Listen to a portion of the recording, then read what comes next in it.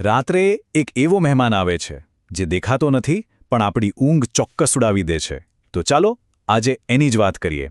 એક એવો તેજસ્વી અજાણ્યો જે સૂરજ ડૂબ્યા પછી જ આવે છે અને આપણા અંદરના આખા શહેરની શાંતિને ઢોળી નાખે છે. આવું તો લગભગ બધાની સાથે થતું જ હોય છે, ખરું ને? પણ આની પાછળનું સાચું કારણ એ આપણા મગજની અંદર જ છુપાયેલું છે. અને સાંભળો, આ કોઈ સામાન્ય થાક નથી. આ તો આપણા શરીરની અંદર ચાલી રહેલી એક મોટી ગડબડનો ઇશારો છે. સારું, તો ચાલો એક કલ્પના કરીએ. વિચારો કે આપણા મગજની અંદર એક નાનકડું શહેર વસેલું છે. આપણે એને કહીશું કંટ્રોલ ટાઉન. આ એ જ જગ્યા છે જ્યાંથી બધું નક્કી થાય છે. ક્યારે જાગવાનું, ક્યારે ભૂખ લાગશે અને સૌથી અગત્યનું, ક્યારે ઊંઘી જવાનું. એમ સમજો કે આખું શરીર આ શહેરના ઇશારે જ ચાલે છે.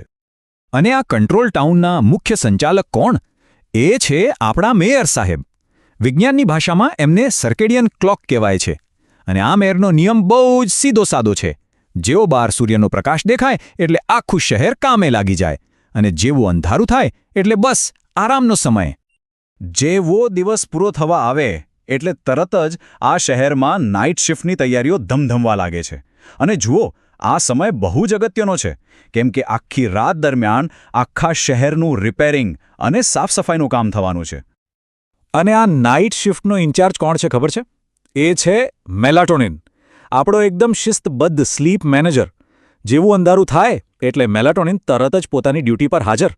એના આવતાની સાથે જ શહેરની બધી લાઇટો ધીમી પડી જાય છે અને સમારકામની ટીમો પોતપોતાના કામે લાગી જાય છે, જાણે શરીરના રિપેરિંગ માટેની પરવાનગી મળી ગઈ હોય. પણ હવે વાર્તામાં એક ટ્વિસ્ટ છે. એક વિલનની એન્ટ્રી થાય છે. એક એવો તેજસ્વી ઘોંઘાટીયો અજાણ્યો મહેમાન જે રાતના સમયે શહેરમાં ઘૂસી આવે છે અને બધી શાંતિનો ભંગ કરી નાખે છે. અને આ મહેમાન બીજું કોઈ નહીં પણ આપણા ડિજિટલ સ્ક્રીનમાંથી આવતી બ્લુ લાઇટ છે.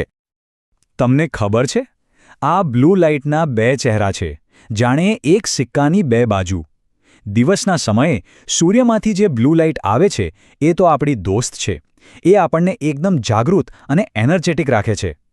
પણ રાત્રે એ જ બ્લુ લાઇટ જ્યારે ફોન, ટીવી કે લેપટોપમાંથી આવે ત્યારે એ આપણી દુશ્મન બની જાય છે. એ સીધી મેયરને કન્ફ્યુઝ કરી દે છે અને આપણા સ્લીપ મેનેજરને ડ્યુટી પર આવતા જ રોકી દે છે. જરા વિચારો તો ખરા, જાણે રાતના ઘોર અંધારામાં કોઈ વારંવાર એકદમ તેજ સર્ચલાઇટ ચાલુ બંધ કરીને આખા વિસ્તારની ઊંઘ બગાડી રહી હોય. બસ બરાબર આવું જ કામ આ બ્લુ લાઇટ આપણા શરીરની અંદર કરે છે. તો સવાલ એ છે કે મગજને આ ખોટો સિગ્નલ મળે છે કઈ રીતે? જુઓ, આપણી આંખોમાં છે ને નાના નાના પહેરેદારો બેઠેલા છે. એમનું કામ એક જ છે, મેયરને સતત રિપોર્ટ કરતા રહેવાનું કે બહાર અજવાળું છે કે અંધારું. હવે જ્યારે આ પહેરેદારો રાત્રે પણ ફોનની તેજ બ્લુ લાઇટ જુએ છે એટલે ગભરાઈને બૂમો પાડે છે, મેયર સાહેબ, હજુ તો દિવસ જ છે, જાગતા રહો. અને જ્યારે મેયર સાહેબ આમ કન્ફ્યુઝ થઈ જાય અને આખી નાઇટ શિફ્ટ જ કેન્સલ કરી દે, ત્યારે આપણા જીવન પર એની શું અસર થાય છે? ચાલો હવે એ જોઈએ. તો નુકસાન શું થાય છે? અરે ઘણું બધું.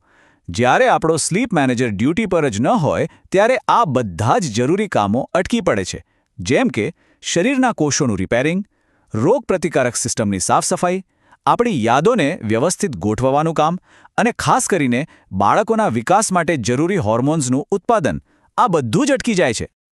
આ દ્રશ્ય તો આપણામાંથી ઘણા લોકોને બહુ જાણીતું લાગશે. મોડી રાત્રે પથારીમાં પડ્યા ફોન સ્ક્રોલ કરીએ એટલે મેયરને સતત ખોટા મેસેજ મળ્યા કરે છે. જાગતા રહો, હજુ દિવસ છે. અને પરિણામ, નાઇટ શિફ્ટ શરૂ જ નથી થતી. અને એટલે જ સવારે ઉઠીએ ત્યારે શરીર એકદમ થાકેલું અને જાણે રિચાર્જ જ ન થયું હોય એવું લાગે છે. અને જુઓ, બાળકો માટે તો આ પરિસ્થિતિ અનેક ગણી વધારે ગંભીર છે, કારણ કે એમનું શરીર અને મગજ એ તો ઊંઘ દરમિયાન જ વિકાસ પામે છે. પણ જ્યારે સવારમાં કે મોડી રાત્રે ટેબ્લેટની બ્લુ લાઇટ એમની આંખો પર પડે ત્યારે એ એમના સ્લીપ મેનેજરને કામ જ નથી કરવા દેતી. આની સીધી અસર એમની શીખવાની શક્તિ અને શારીરિક વિકાસ પર પડે છે. અને આવું જ વિદ્યાર્થીઓ સાથે પણ થાય છે.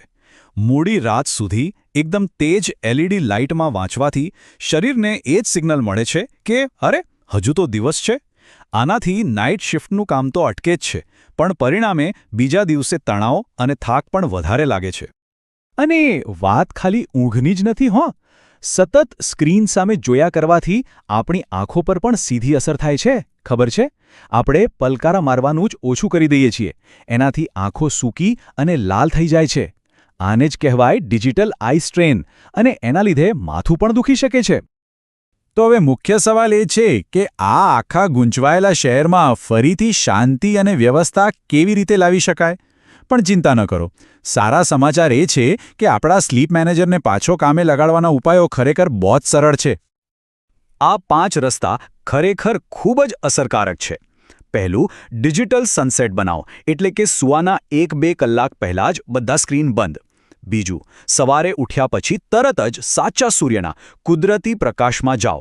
ત્રીજું, આપણા ડિવાઇસમાં જે નાઇટ મોડ કે વોર્ન કલર સેટિંગ્સ હોય એનો ઉપયોગ કરો. ચોથું, અને આ ખાસ, બાળકોને સૂવાના ઓછામાં ઓછા 2 કલાક પહેલાં સ્ક્રીનથી એકદમ દૂર રાખો. અને પાંચમું, આંખોને આરામ આપવા માટે પલકારા મારો અને દર 20 મિનિટે બ્રેક લો. આ બધું આપણા શહેરના મેયરને સાચો સમય બતાવવામાં મદદ કરશે. અને આ નાની નાની આદતોને સુધારવી બહુ જ જરૂરી છે, કેમ કે લાંબા ગાળે આ નાની ભૂલ બહુ મોટી સમસ્યા ઊભી કરી શકે છે. જેમ કે સતત ખરાબ ઊંઘ, મૂડમાં વારંવાર ચઢાવ-ઉતાર, રોગપ્રતિકારક શક્તિનું નબળું પડવું, એકાગ્રતામાં ઘટાડો અને શરીરના મેટાબોલિઝમમાં પણ ગડબડ થઈ શકે છે. તો પછી આજે રાત્રે જ્યારે ફોન હાથમાં લેવાની ઈચ્છા થાય ત્યારે માત્ર એક ક્ષણ માટે અંદરના એ શાંત શહેર વિશે જરૂર વિચારજો. શું ફરીથી ખોટો એલાર્મ વગાડીને મેયરને કન્ફ્યુઝ કરવા છે, કે પછી આપણા સ્લીપ મેનેજરને એનું જરૂરી કામ શાંતિથી કરવા દેવું છે? શરીરને આરામની સખત જરૂર છે. પસંદગી આપણે જ કરવાની છે.